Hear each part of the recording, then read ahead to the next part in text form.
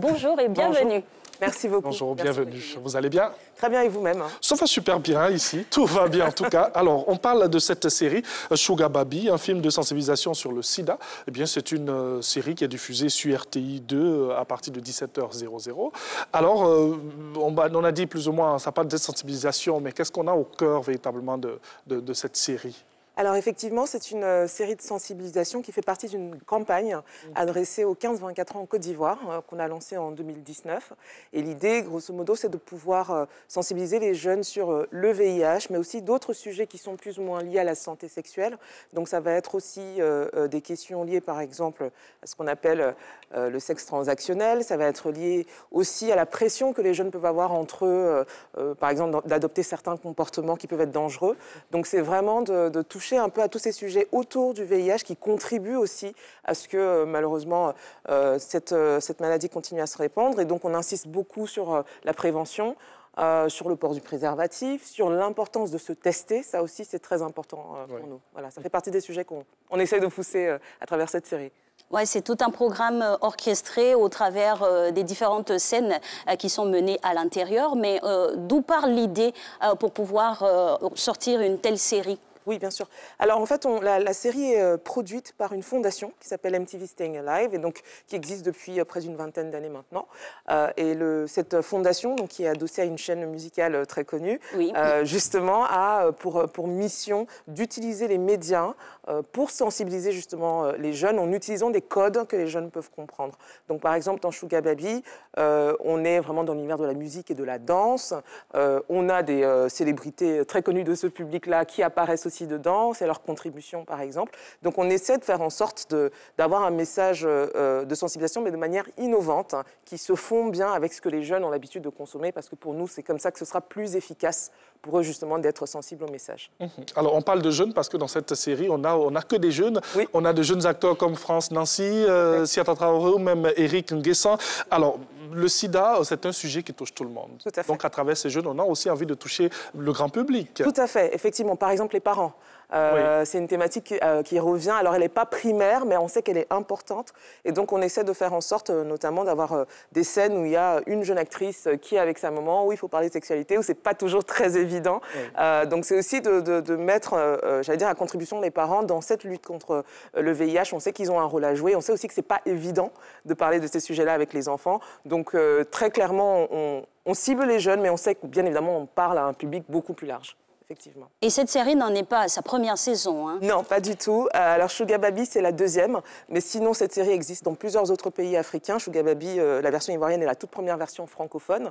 Sinon, à la base, on a Shuga Naija pour le Nigeria depuis plusieurs années. On a l'Afrique du Sud et on a même démarré au Kenya à la base. Et quel bilan pourriez-vous faire de la première diffusion qui a bien sûr ouvert les portes à la seconde?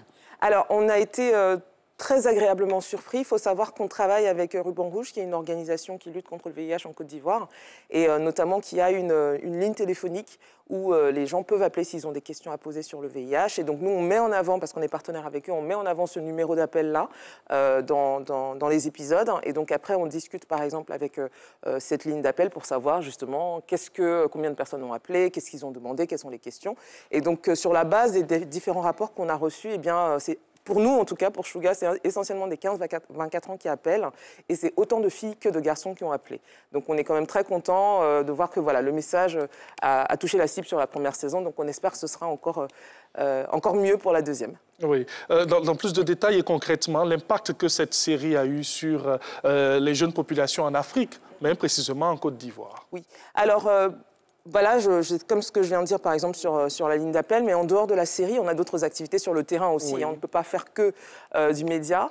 Donc, par exemple, en janvier, on a formé plusieurs jeunes Ivoiriens à ce qu'on appelle l'éducation des pairs, c'est-à-dire que prendre des jeunes à qui on va prodiguer une formation pour qu'ils sachent eux-mêmes sensibiliser des jeunes de leur âge sur ces questions-là.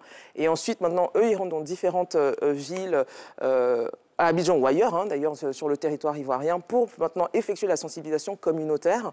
Et donc, pour nous, par exemple, c'est un autre moyen de toucher aussi les populations, parce qu'entre jeunes, on se comprend beaucoup plus facilement, et on trouve que le message passera plus facilement. Donc, on a quelques objectifs à atteindre là-dessus. On est en train de justement déployer ces différents pairs éducateurs sur le territoire ivoirien. C'est clair que ces activités relais ont pour but de renforcer encore la sensibilisation. La série est pour ainsi dire le filet. Quand ils ont l'attention vers vous, qu'est-ce qui revient généralement lors des discussions? Il y a une méconnaissance sur quoi, par exemple? Alors, c'est une très bonne question. C'est vrai qu'on a, par exemple, on a effectué une tournée scolaire. Donc, on a fait plusieurs établissements, on projette des épisodes et ensuite, on a une discussion effectivement avec les jeunes sur ce qu'ils viennent de voir. L'idée, c'est vraiment, d'abord qu'ils se sentent libres de poser des questions parce qu'encore une fois, c'est des sujets un peu sensibles. Voilà, donc ce qu'on voit beaucoup remonter, c'est pour ça qu'on a beaucoup insisté dans la première saison sur les connaissances du VIH. C'est par exemple qu'il y a encore quelques méconnaissances sur les modes de transmission. Par exemple, il y a encore beaucoup de gens qui pensent que, par exemple, on peut attraper le VIH par la salive ou des choses comme ça. Voilà. Donc, on a dû déconstruire un peu certains mythes qu'il y a autour du VIH pour réexpliquer exactement les modes de transmission. On a beaucoup de questions aussi sur, par exemple, le port du préservatif. C'est surprenant, mais il y a encore des jeunes qui, forcément, ont des questions et n'osent pas forcément les poser parce qu'ils se disent... Voilà, c'est honteux que je ne sache pas, etc. Donc, stigmatisant même. Voilà, exactement. Surtout pour les jeunes femmes, les jeunes filles. Donc, elles, en général, quand elles sont dans un contexte où elles sont un peu en confiance, elles posent beaucoup plus de questions, notamment le préservatif féminin, puisque ce sujet n'est pas toujours très abordé. Un autre point aussi, c'est vraiment au niveau de... Alors, ce qu'on a vu beaucoup monter, c'est aussi au niveau du harcèlement. C'est assez intéressant. Donc, beaucoup de jeunes filles et de jeunes garçons aussi ne savaient pas exactement à quel moment on franchit la ligne du harcèlement, comment on se bat contre ça, comment on dénonce, comment on fait face finalement. Donc, on a aussi pas mal de questions là-dessus. Alors, le choix des acteurs a été un plus ? Oui, bien sûr. Après, on a organisé des castings. Donc, on avait deux types de castings. On a eu un casting, j'allais dire, par la maison de production. Donc, parce que pour chaque saison, on embauche une maison de production externe. Et donc, on a des acteurs qu'on avait effectivement en tête, avec qui qu'on a approché directement. Et puis, il y en a d'autres qui ont été par le casting ouvert. On a aussi des castings chaque année pour chaque saison. On ouvre à tout le monde, que vous ayez de l'expérience dans le cinéma, dans la série ou pas. Voilà, on ouvre et puis on est ouvert à avoir des nouveaux talents qui vont un peu nous surprendre. Donc on a fait un peu un mix des deux, je pense que c'est pour ça que ça marche. Et justement, parlons de ce cru que vous avez pour cette deuxième saison. Quelle a été la réaction ou l'appréhension par rapport aux différents rôles? Parce que quand on sait que ces sujets-là sont tout de suite indexants, on se dit peut-être qu'on pourrait faire un amalgame entre le rôle qu'on joue et ce qu'on est véritablement. Tout à fait. Alors c'est sûr qu'il y a des rôles qui sont très faciles à incarner dans la série. Il y en a d'autres, effectivement, ça peut paraître un peu délicat, notamment si par exemple on incarne, dans la première saison, on avait un personnage qui s'appelait Tony, donc qui était porteur du VIH. Et ça, effectivement, ça a demandé quand même, j'allais dire, un certain courage, d'abord de jouer ce rôle-là, et ensuite, effectivement, de l'assumer derrière. Donc nous, ce qu'on fait, quand en général on a des rôles comme ça, c'est vraiment d'avoir une discussion avec l'acteur d'abord, sentir si la personne est à l'aise, c'est le plus important. Et ensuite, aussi sensibiliser nos acteurs, on leur offre aussi une espèce de formation sur le VIH, pour qu'ils soient quand même bien au fait des sujets abordés. Et donc, je pense que quand on reparle avec eux, ils le vivent plutôt bien. On essaie de les préparer au mieux en leur disant, bon, effectivement, vous avez un rôle qui ne va pas forcément être évident. Exactement. On est là pour vous soutenir s'il y a un problème. Et donc, je pense qu'ils gèrent plutôt très bien la situation. D'autres projets à venir, certainement la saison 3, puisqu'on sent que ça marche. Oui, ça marche. On va croiser les doigts pour que ça continue. Alors, la saison 3, pour le moment, c'est un peu en suspens. Là, ce qu'on essaie de faire, c'est déjà évaluer les deux premières saisons. Oui. Donc, on a un organisme externe qui va, aux alentours de début 2022, évaluer, en fait, justement l'impact de la campagne sur 2 ans. Donc, ça va être l'occasion pour nous de discuter aussi avec nos bailleurs de fonds, puisqu'on a un organisme international du nom d'United qui a financé ces 2 saisons. Donc, ça va être l'occasion, justement, de passer un peu en revue ce qui a été fait, voir comment on peut aller effectivement un peu plus loin sur ces questions-là. Et je pense qu'on pourra, du coup, éventuellement annoncer une date pour la 3e saison. Pourquoi pas? Alors moi, je voulais jeter mon spectre sur la mobilisation financière, mais on dirait que ça va de ce côté. Si vous voulez, c'est vrai qu'on a la chance d'être accompagné par un organisme international. Eux, je pense que ce qu'ils voient comme intérêt, c'est quand même qu'on cible ces jeunes-là d'une manière innovante. Et donc, United est toujours disposée à accompagner toutes les initiatives en ce sens. Par exemple, on est aussi associé à une autre organisation qui s'appelle Soltis et qui, par exemple, distribue des kits d'autotest. C'est une des nouveautés qu'on met en avant dans cette nouvelle saison. C'est la possibilité pour les gens maintenant de pouvoir se tester, faire un premier test, en tout cas à la maison, à l'abri des regards, et puis par contre d'aller confirmer le résultat de ce test-là en centre de santé. Donc on essaye de travailler de manière assez intelligente avec différentes organisations et donc du coup effectivement on a un appui international et on les remercie d'ailleurs. Bien sûr, ce sera d'inciter tout le monde bien sûr à regarder cette série. Tout à fait. C'est vrai qu'il y a de bons acteurs, il y a ce jeu-là qui est intéressant, mais il y a le message poignant qui est derrière. Il y a le message, on espère que les jeunes y seront sensibles, hein, parce que c'est vrai qu'en ce moment, on a une pandémie à gérer, mais ce n'est pas pour autant que le VIH a disparu.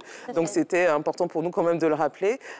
Et aussi, je pense, comme je l'ai dit, en dehors du VIH, vraiment, il y a d'autres sujets de société aussi qui sont abordés dans cette série, qui concernent justement les jeunes en Côte d'Ivoire. On a essayé de s'inspirer même de ce qu'on voyait sur les réseaux sociaux, voilà, de sujets d'actualité quelque part, pour qu'ils comprennent un peu qu'il y a des dangers à éviter. Alors, vous qui êtes un peu, on va dire, fureteuse, hein, parce que vous touchez à beaucoup de choses, ça n'a pas été facile de mettre tout ça en place de l'autre côté de la caméra?